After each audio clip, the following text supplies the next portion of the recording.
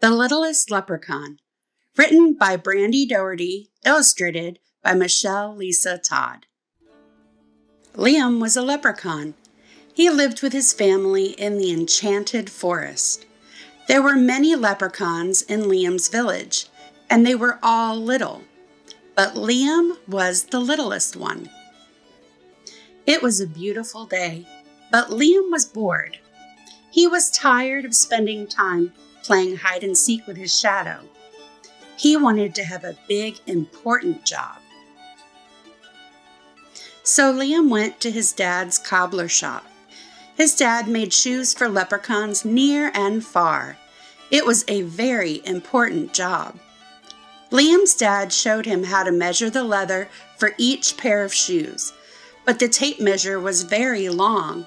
Soon, Liam was all tangled up. "Why don't you try helping your mom at the foundry?" his dad said. Liam skipped across the village to the foundry. Every leprechaun family had a pot of gold at the end of the rainbow, and Liam's mom made all the pots. It was a very important job. Liam tried to keep the fire going while his mom melted iron for a new pot, but Liam's hands were too small to carry enough wood, and his legs were too short to run between the furnace and the woodpile. Soon the fire went out. "I think your brother and sister could use a hand," Liam's mom said gently. Liam's brother and sister worked in the post office. They sent letters and packages all over the enchanted forest. It was a very important job. "I can do this," Liam said. But when Liam tried to mail a pair of shoes, he sent himself too. "Maybe not," Liam's brother said, opening the box. "You should go help Uncle Albie," his sister offered. So Liam went to find Uncle Albie. He was getting ready to take a load of gold to the family's pot at the end of the rainbow. "Carrying gold is a very important job," Uncle Albie said. Liam was excited.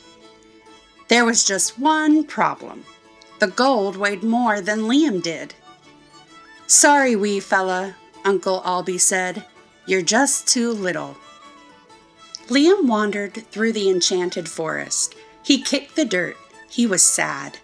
Liam knew there had to be one important job he could do, even if he was little.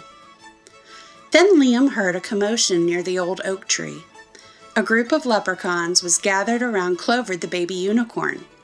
Clover was little, just like Liam, but the poor unicorn's leg was stuck inside a hole. "We need to dig a bigger hole," said one leprechaun. "We can't," replied another. "The tree roots are in the way." "What if we all pull together?" another leprechaun with a very long beard suggested. "We'll hurt her," cried a fourth leprechaun. "Well, we can't just stand around all day," huffed a grumpy leprechaun. Liam peered into the hole. Just then, he had an idea. "I can help," Liam shouted extra loud. "You?" said the grumpy leprechaun. "You're too little." "You need someone little," Liam cried. Liam reached his tiny hand into the hole and gently pushed away the root that was trapping the unicorn's leg.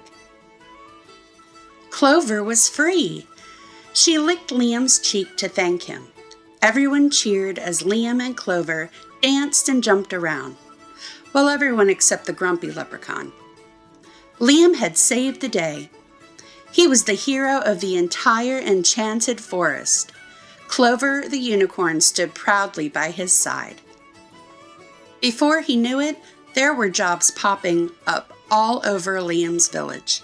Everyone seemed to need a little extra help, and Liam and Clover were the perfect size. Liam had found his big, important jobs after all, but even better, he had also made a special friend.